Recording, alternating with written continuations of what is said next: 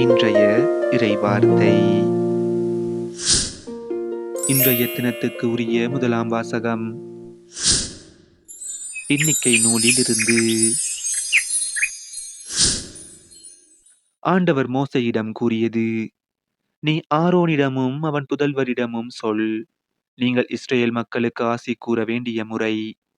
ஆண்டவர் உனக்கு ஆசி வழங்கி உன்னை காப்பாராக. ஆண்டவர் தம் திருமுகத்தை உன்மேல் ஒளிரச் செய்து உன் மீது அருள் பொழிவாராக. ஆண்டவர் தம் திருமுகத்தை உன் பக்கம் திருப்பி உனக்கு அமைதி அருள்வாராக. இவ்வாறே அவர்கள் என் பெயரை இஸ்ரேல் மக்களிடையே நிலைநாட்டுவர். நானும் அவர்களுக்கு ஆசி வழங்குவேன். இது ஆண்டவர் வழங்கும் அருள்வாக்கு. இறைவா, உமக்கு நன்றி. இன்றைய தினத்துக்கு உரிய இரண்டாம் வாசகம் திருத்துதர் பவுல் கலாத்தியருக்கு எழுதிய திருமுகத்திலிருந்து. சகோதரர் சகோதரிகளே, காலம் நிறைவேறிய போது திருச்சட்டத்திற்கு உட்பட்டிருந்த நம்மை மீட்டு தம் பிள்ளைகளாக்குமாறு கடவுள் தம் மகனை பெண்ணிடம் பிறந்தவராகவும் திருச்சட்டத்திற்கு உட்பட்டவராகவும் அனுப்பினார். நீங்கள் பிள்ளைகளாயிருப்பதால் கடவுள் தம் மகனின் ஆவியை உங்கள் உள்ளங்களுக்குள் அனுப்பியுள்ளார். அந்த ஆவி அப்பா, தந்தையே என கூப்பிடுகிறது. இனி நீங்கள் அடிமைகள் அல்ல, பிள்ளைகள் தாம். பிள்ளைகளாகவும் உரிமை பேறு உடையவர்களாகவும் இருக்கிறீர்கள். இது கடவுளின் செயலே. இது ஆண்டவர் வழங்கும் அருள்வாக்கு.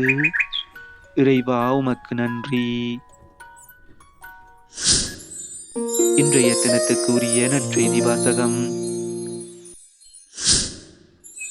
லூக்கா எழுதிய தூய நற்செய்தியில் இருந்து. அக்காலத்தில் இடையர்கள் பெத்லகேமுக்கு விரைந்து சென்று மரியாவையும் யோசேப்பையும் தீவன தொட்டியில் கிடத்தியிருந்த குழந்தையையும் கண்டார்கள். பின்பு அந்த குழந்தையை பற்றி தங்களுக்கு சொல்லப்பட்ட செய்தியை தெரிவித்தார்கள். அதை கேட்ட யாவரும் இடையர்கள் தங்களுக்கு சொன்னவற்றை குறித்து வியப்படைந்தனர்.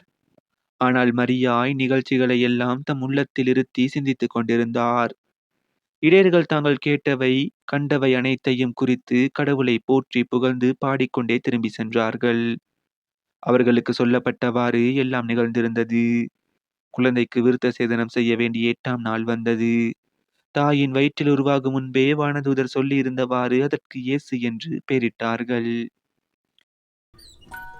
இது நம் கிறிஸ்து இயேசு வழங்கும் வாழ்வு தரும் நற்செய்தி. கிறிஸ்துவே, உமக்கு புகழ். இன்றைய தினத்துக்கு உரிய சிந்தனை துளிகள். மரியா கடவுளின் தாய். ஒருவன் விரக்தியின் விளிம்பிற்கே சென்று, இந்த உலகத்தில் என்னை நேசிக்க யாருமே இல்லையா என்று கத்தினான்.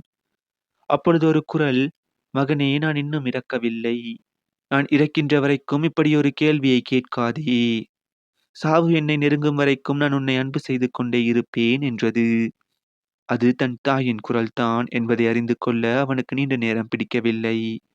இந்த உலகத்தில் எல்லா உறவுகளும் நம்மை விட்டு பிரிந்து போனாலும் தாய் என்ற உறவு நம்மை விட்டு பிரியவே பிரியாது.